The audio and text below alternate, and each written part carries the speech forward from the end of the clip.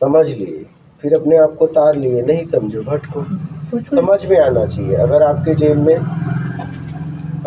जेब में हीरा है और आपको पता नहीं है, फिर आप उसका उपयोग नहीं कर पाओगे, ठीक है? उस हीरे की ऊर्जा नहीं मिल पाएगी। क्या आपके पास ज्ञान है, अगर उस ज्ञान का अर्थ नहीं मालूम है तो ज्ञान किसी काम का नहीं है, लेकर घूमते रहो।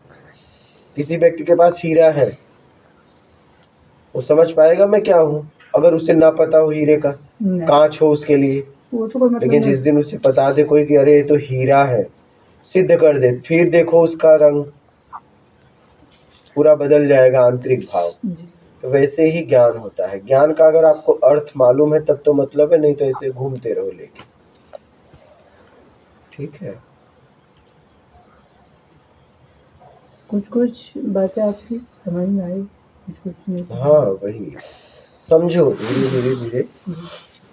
धीरे धीरे समझने का प्रयास करो।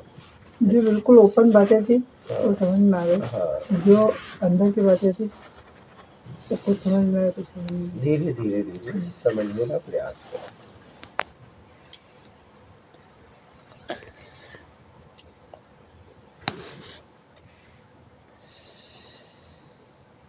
का मतलब ही है अपने द्वारा अपने जीवन को समझ लेना। अगर जीवन को नहीं समझ पाए, क्यों मिला है, किस लिए मिला है, कहाँ से आया हूँ, कहाँ जाना हो, क्या है आत्मा, क्या है परमात्मा, क्या है ब्रह्म, क्या है ब्रह्म, समझ रहा है, तो कोई मतलब नहीं है। फिर खाओ पियो घूम, फिर आखिरी में पता नहीं कब शरीर छोड़ने का समय आ जाए। इसलिए अपने आप को साध लो।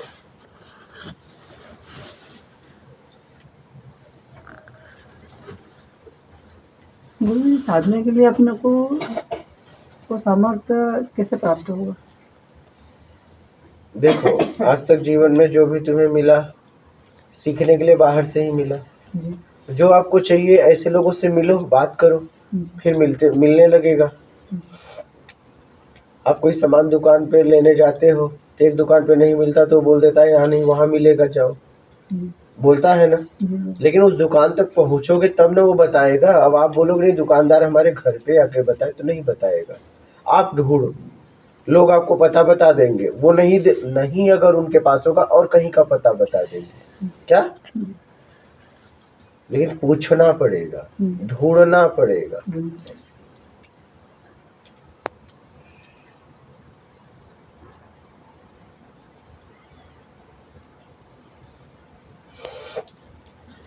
ढूंढना पड़ेगा, खोजना पड़ेगा, ऐसे लोगों से मिलना पड़ेगा। जिस मार्ग के लिए आप मार्ग पूछ रहे हो, वैसे मार्ग बताने वाले से मिलना पड़ेगा। यहाँ हर तरह के लोग हैं, तो जो आपको चाहिए उन तरह से लोगों से मिलो, बातें करो। गुरु जी कभी कभी भाव बदलते रहते हैं, जैसे अपने को सब काम करते करते फिर अपने दिमाग में उटपटांग ख्याल आ जाते हैं, अरे ऐसा जाओ ऐसा कर लेते हैं। तो परिणाम देख लो, जो भी करोगे उसका परिणाम आएगा। गलत मिलते हैं, तो गलत मिलते हैं, भोगने के लिए अगर तैयार हो तो करो, नहीं तो मत करो। ये है कि जो करोगे उसका परिणाम आपको मिलेगा, ये पक्का है। तो अगर उसका परिणाम भोगने के लिए तैयार हो तब तो वो करो, अगर नहीं भोगना चाहते हो तो मत करो। वो आप ही को तय करना है। देखो यहाँ सब आपको तय करना है, दूसरा कोई आपको रास्ता बताएगा, मार्ग बताएगा। करना ना करना आपके ऊपर है। जैसा करोगे वैसा परिणाम आपको मिलने वाला है। परिणाम आपको ही भोगना पड़ेगा। क्या? हाँ, कोई भी हो आप, मतलब उसमें कोई भी व्यक्ति आ गया।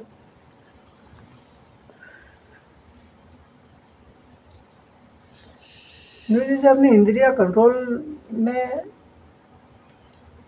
अपन सोचते हैं कि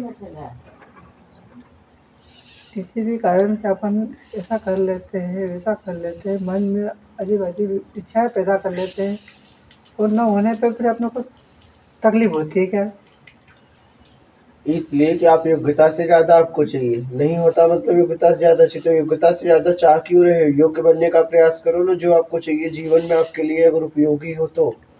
और जो उपयोग से आपका हित हो वो उपयोग के लिए प्रयास करो, जिस उपयोग से आपका अहित हो वो मत करो। क्या समझ रहे हो? हित अहित देख के आगे बढ़ो। ऐसा ना हो आपका बहुत मन कर रहा है, पता चला आपका परिवार और समाज के लोग उसमें परेशानी हो, ऐसा काम मत करो। काम ऐसा करो कि सबको लाभ हो, आपको भी, समाज को भी, आपके परिवार को भी। समझ रहे हैं?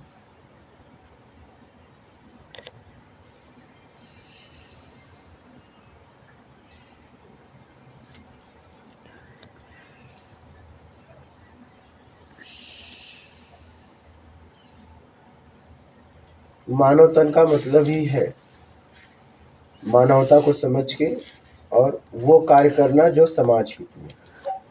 क्या? और समाज में हित में होगा तो मतलब उस समाज में हम भी हैं।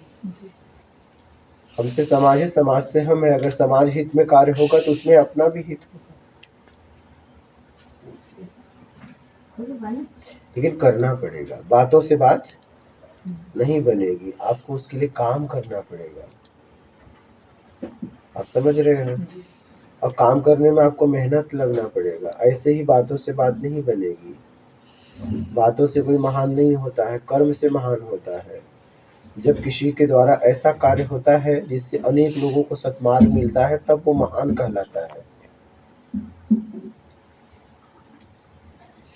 और जब आप कुछ बताते हो तो जो उस पे चलते हैं बाद में पता चल जाता है कि आपने मार्ग उचित बताया था, अनुचित, इसलिए कि ज़्यादा देर तक आपने जो बताया है वो टिकेगा नहीं, चाहे सच होगा सच, झूठ होगा झूठ। इसलिए जो बताओ मालूम हो उतना ही बताओ, क्योंकि आज नहीं तो निश्चय कर। क्या आने वाला है ना परिणाम। अगर आपने कहा कि आप यहाँ से वहाँ जाओ, एक पेड़ है, तो आदमी जाएगा तो दिखेगा नहीं, कुछ तो उसका प्रमाण होगा। कहने का मतलब किसी को भी मार्ग बताओ तो सोच समझ के बताओ।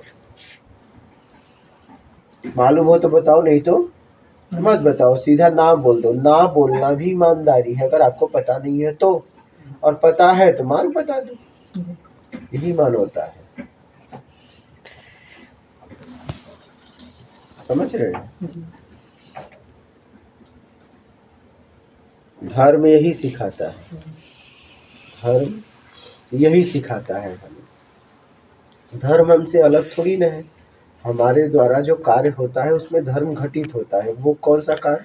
जो कार्य सत्कर्म। सत्कर्म क्या है? बिना इच्छा अपेक्षा का। समझ रहे हैं? उसमें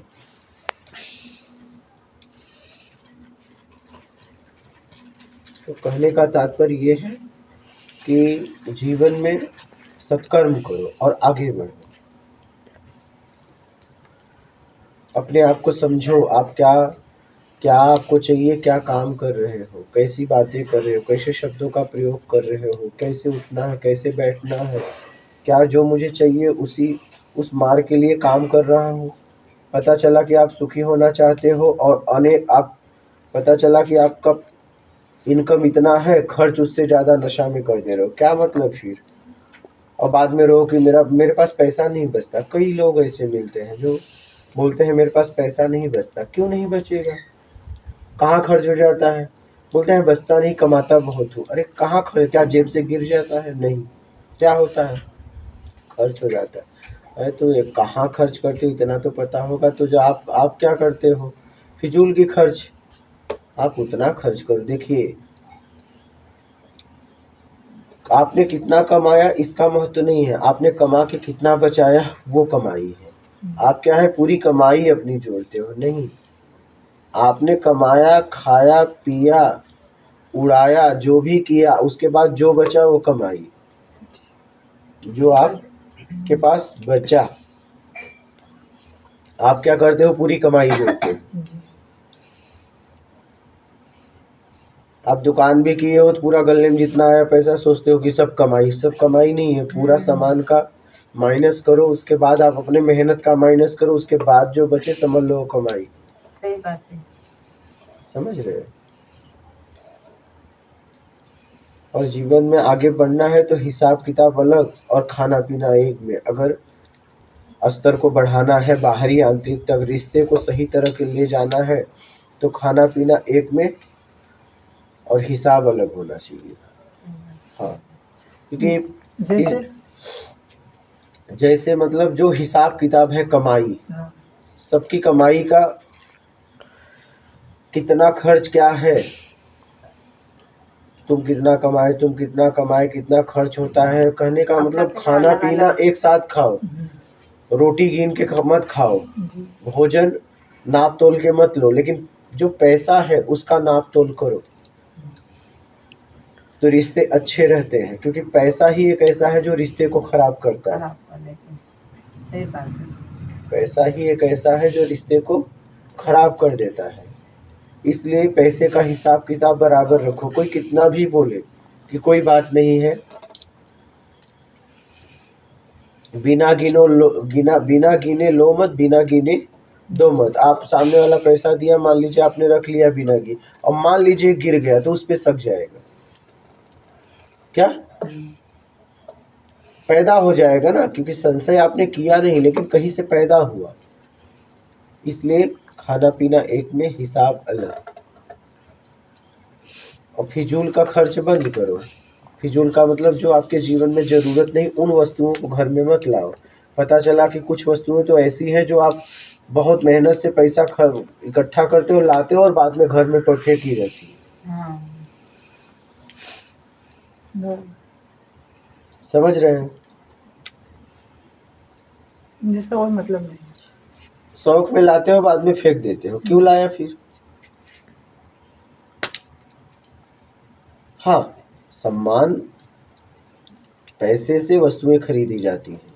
वस्तुएं जीव के लिए खरीदी जाती है जो उसका उपयोग करता है, कोई भी हो, मानव हो, कोई भी हो।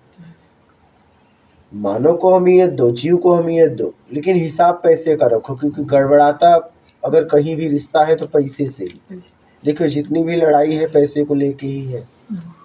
लड़ाई किसी की नहीं होती, पैसे से होती है। समझ रहे हैं? इसलिए पैसे का हिसाब किताब जीवन में रखो।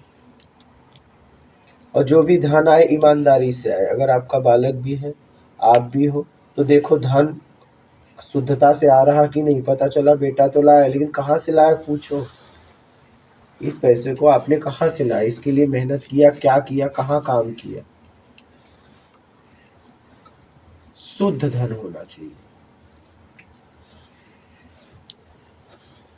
फिर आपको आत्मिक शांति मिलेगी और वो आत्मिक शांति आपको आपसे मिला देगी। आप समझ रहे हैं? और अशुद्ध धन हुआ तो जैसे अशुद्ध जल पियोगे अन्यों को रोग पैदा कर देगा। अशुद्ध धन रहा, उससे वस्तुओं का लेके उपयोग करोगे तो आपके अंदर घुटन होगी और आप धीरे धीरे भ्रष्ट हो जाओगे। जैसे अशुद्ध गंदा पानी पीने से अनेक रोग पैदा हो जाएंगे, वैसे ही अशुद्ध धन कमाने से आपका परिवार भ्रष्ट हो जाएगा। इसलिए घर में पैसा शुद्ध आना चाहिए। तो गुरुजी आज के समय में तो शुद्ध अशुद्ध पता ही नहीं चलता। नहीं शुद्ध अशुद्ध नहीं पता चलता। बता मतलब कहने का तात्पर्य ये है, जैसे अपन कुछ भी काम कर रहे हैं और एक मेहनत कर रहे हैं तो उसमें दोनों कपटर हो जाता है ना। जैसे आप जो काम कर रहे हो जी, क्या सच में वो काम करके पैसा लिए? पता चला कि काम तो उसने दे दिया और पता चला कि वो काम देने के बाद चला गया, तुम वहाँ बैठे हो और आया देखते ही काम करने लगे।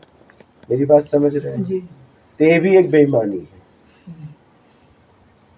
जिस काम को आपने लिया है उस काम को पूरे दायित्व से ईमानदारी से करो, फिर वो परिणाम लो जो उसका आया। और पता चला कि उसने तो ईमानदारी से आपके काम का पैसा दिया, लेकिन आपको पता है कि मैंने नहीं किया और किया तो कम किया।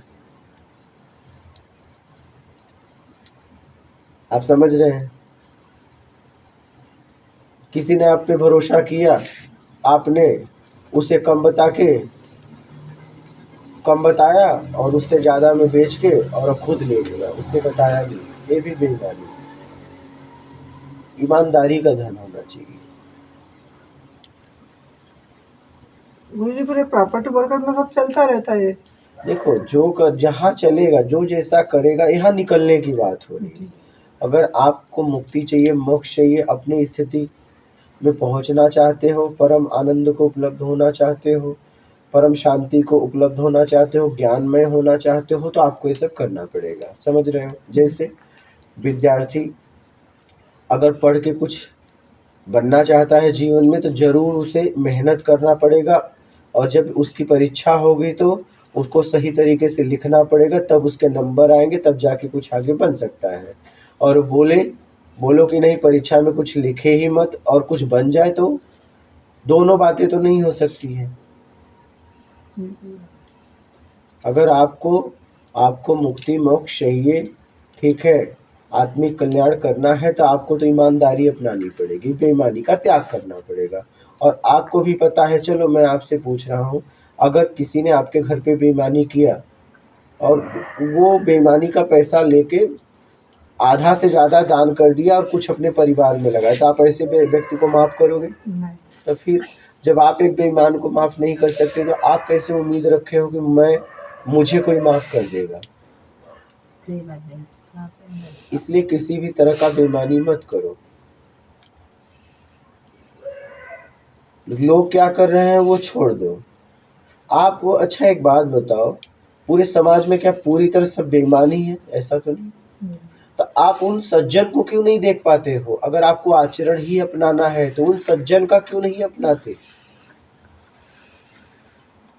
आप एक दुर्जन का आचरण अपनाने के लिए बात कर रहे हो कि सब बेईमान है, आपको सज्जन नहीं देख रहा है, आपको कोई ईमानदार नहीं दिख रहा है। अगर आचरण ही अपनाना है तो उसका आचरण क्यों नहीं जीवन में अपनाते? आप हमेशा गिरने की बात क्यों करते हो? गिरते वक्त गिरते तरफ क्यों जाते हो? गिरने वाले को क्यों उदाहरण में लाते हो? क्या आपको उठना नहीं है? क्या ऐसे समाज में नहीं लोग हैं जो ईमानदारी से जीवन जीते हो?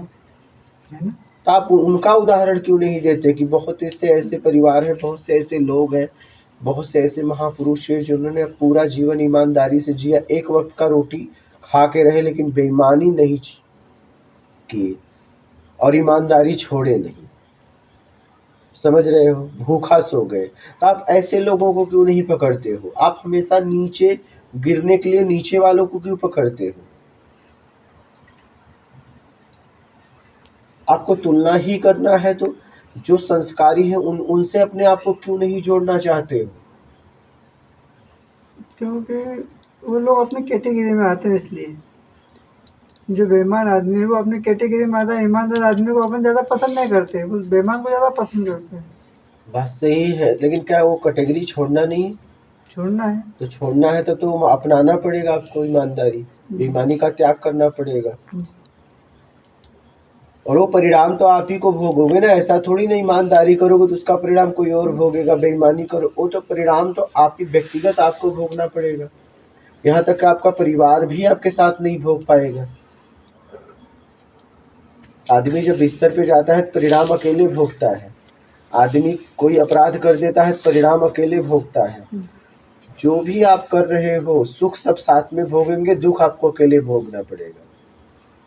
और कहीं बिस्तर पे गिर गए तब आपको अनेक गालियां मिलेंगी कि जीवन भर बेईमानी किया, तो क्या बोलेगा? क्योंकि एक बेईमान का इज्जत कोई नहीं करेगा। आप करोगे क्या? चलो मैं आपसे पूछ रहा हूँ कि आपके घर में कोई बेईमानी कर देता है, ऐसे व्यक्ति का आप इज्जत करोगे? तो आपका परिवार जब तक आपसे मिल रहा है, उनकी ज़रूरतें पूरा हो रही हैं, तब तक आपको वाहवाही कर रहे हैं। लेकिन जिस दिन तुम देने लायक नहीं हुए, वही लोग आपको अपमान करेंगे कि तू तो बेईमान है, तूने किया क्या जीवन में?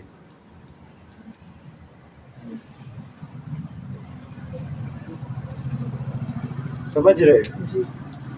इसलिए सब ईमानदार को पसंद करते हैं, बेईमान को कोई भी नहीं करता। अगर मान लीजिए आपके घर में कार्य करने वाला आदमी चाहिए, तो आपको क्या ईमानदार ढूंढोगे बेईमान? ईमानदार ना। तो आप अगर ईमानदार रहोगे ना तो आपका सब सम्मान करेंगे। ईमानदार बन जाओ जीवन में।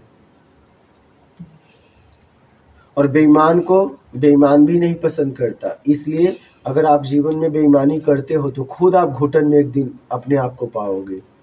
अभी भीड़ है इसलिए समझ में नहीं आ रही है, अभी इंद्रियों की ताकत है और इन इंद्रियों द्वारा भोग ले रहे हो, इसलिए समझ में नहीं आ रही है। जिस दिन इंद्रियां शिथिल हो जाएंगी, आप कहीं बैठे रहोगे, वस्तुएं ऐसी की पड़ी पड़ी रहेंगी, और आप जैसे आपने बेईमानी द्वारा वस्तुओं को लाया है वो आपको घुटन देंगी। फिर आप बर्दाश्त नहीं कर पाओगे, तड़पोगे कि कब मैं कब मर जाऊं। सही बात है। और फिर मौत भी नहीं आती जल्दी। ऐसे लोगों को आपने देखा होगा जो तड़पते हैं अपने मृत्यु के लिए, लेकिन मृत्यु भी नहीं आती उनकी। आप समझ रहे हैं? तो ऐसा काम जीवन में मत करो।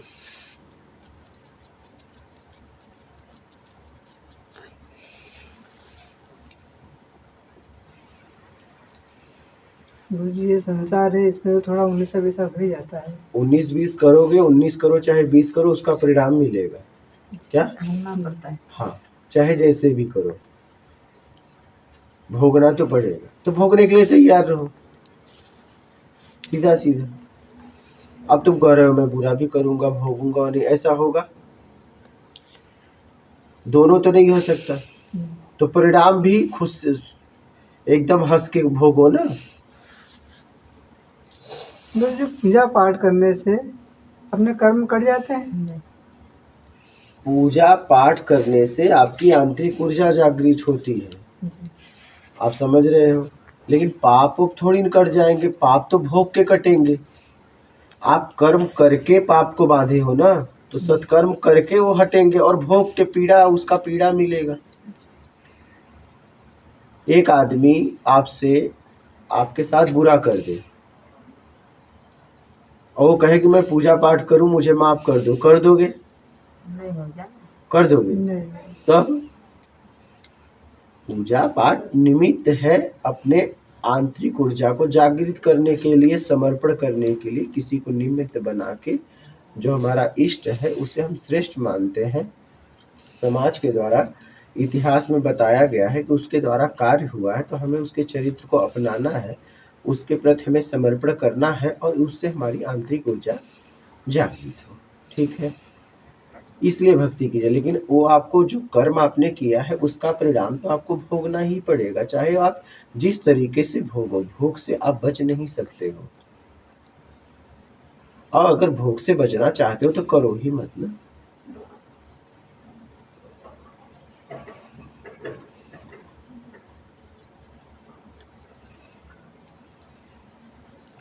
समझ रहे हो? भोग से अगर बचना चाहते हो तो आप करो मत। एक तरफ आपको बचना भी है, करना भी है, दोनों बातें नहीं हो सकती है।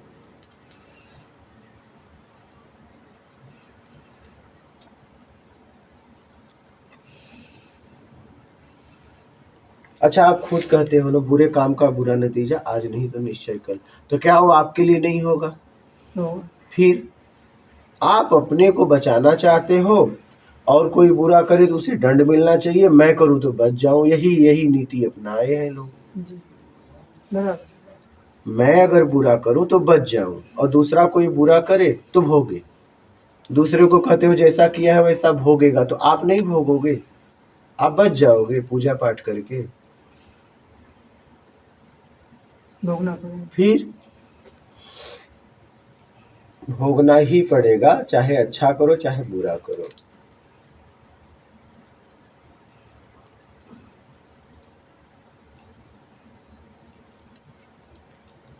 बचना है तो करो मत, सत्कर्म करो। जो हो सकता है अच्छा करो, नहीं हो सकता है तो मत करो। क्या? हाँ, लेकिन बुरा मत करो जिसका परिणाम आपको भयानक भोगना पड़े, क्योंकि परिणाम में कोई आएगा नहीं, वो आपको अकेले भोगना पड़ेगा। समझ गए? इसलिए सोच समझ के जीवन को जियो। इसलिए कि जो भी रिश्ते हैं कुछ क्षण के लिए है, कुछ समय के लिए, कुछ साल के लिए। हाँ, एक समय तो ऐसा आएगा एक दूसरे को छोड़ के जाओगे, कहाँ जाओगे अभी इसका भी पता नहीं, और कहाँ से आए थे इसका भी पता नहीं। तो सत्कर्म करके उसका पता लगाओ, क्योंकि जाना अकेले है। तो जिसको जहाँ से छोड़ के जाना है उनको लिए बेईमानियां क्यों करना? समझ गए? हाँ, इसलिए सोच समझ के जीवन जियो और आगे बढ़ो, और अपना आत्मिक कल्याण करो। उतना धन अर्जित करो जितने में आपका जीविका चल जाए, आपका पालन पोषण सही से हो जाए। जो जीवन में वस्तुएं ज़रूरत है वहाँ तक ठीक है, ज़्यादा लेके करोगे क्या? देखो, चाहे आप अरबपति हो जाओ, चाहे लखपति हो जाओ, चाहे जैसे भी रहो, खाओगे तो रोटी ना, क्या और कुछ खाओगे? ऐसा तो नहीं सोने की रोटी खाओगे, खाओगे क्या? नहीं खा सकते। फिर वो मान के चक्कर में आके फिर अपने आप को भ्रष्ट करना क्यों? हाँ, ईमानदारी से आता है तो ठीक है, आने दो और उसको सत्कर्म में लगाओ। समझ?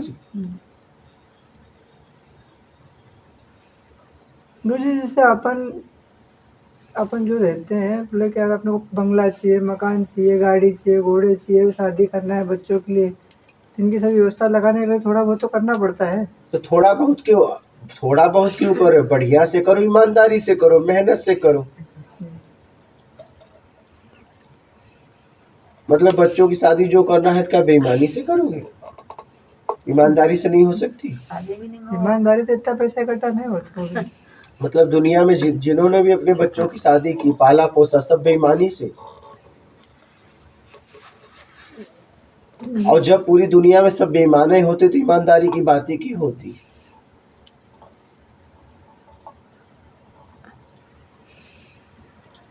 अब वो निर्णय आपको करना है कि आपको क्या करना है, ठीक है?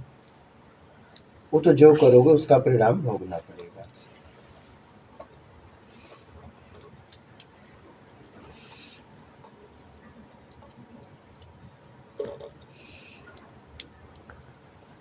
समझ रहे हैं? जी। ईमानदारी से जीवन जियो। ईमानदारी बहुत सुकून देती है, जो आपको बहुत वस्तुएं नहीं दे सकती। वस्तुएं तो क्षणिक शांति देंगी, फिर वो अशांत करने लगेंगी, क्योंकि आप घुटन में हो। कब तक उसकी ऊर्जा आएगी? कभी तो उसकी ऊर्जा जाएगी। ये आग ताप रहे हैं, कब तक जलेगी? एक समय तो ऐसा आएगा ये ऊर्जा देना बंद करेगा, फिर क्या करोगे?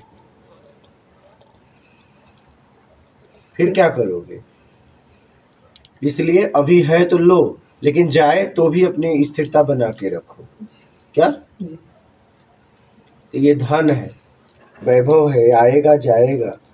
अगर बेईमानी से लाए रहोगे तो फिर जाएगा तो घुटन में जियोगे। ईमानदारी से लाए रहोगे तो आप तो हो ना, आप हो तो बहुत कुछ इकट्ठा कर सकते हो। इसलिए आपका होना जरूरी है। अपने आंतरिक स्तर को मत गिराओ उन वस्तुओं के लिए जो नहीं रहेंगी। आप समझ रहे हो? अगर लाना है तो ईमानदारी से लाओ, और फिर वो नहीं भी रहेंगी ना, कम से कम ईमानदारी से लाओगे, आपका आंतरिक स्तर उठेगा, वस्तु तो चली जाएगी। ईमानदारी से लाओगे तो भी, बेईमानी से लाओगे तो भी। लेकिन बेईमानी से लाओगे तो आंतरिक स्तर गिरेगा, ईमानदारी से लाओगे तो वस्तु तो जाने वाली है, लेकिन आंतरिक स्तर उठेगा। आप समझ रहे हो? हर स्थिति परिस्थिति में वो वस्तुएं तो जाने वाली है, रिश्ते नाते सब जाने वाले हैं। ईमानदारी से जियोगे तो आंतरिक स्तर उठेगा। एक समय ऐसा आएगा आप अपने आप से मिल पाओगे, और अगर बेईमानी से जियोगे तो आप घुटन में रहोगे हमेशा। समझ रहे हो? इसलिए ईमानदारी से जीवन जियो और अपना आत्मिक कल्याण करो। ईमानदारी तप है क्या? बेईमानी पतन है क्या? अब देखो आपको क्या करना, आपके ऊपर।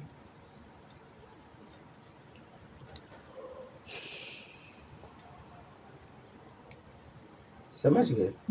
हाँ, समझ के जीवन में आगे बढ़ो, ठीक है? नर्मदे।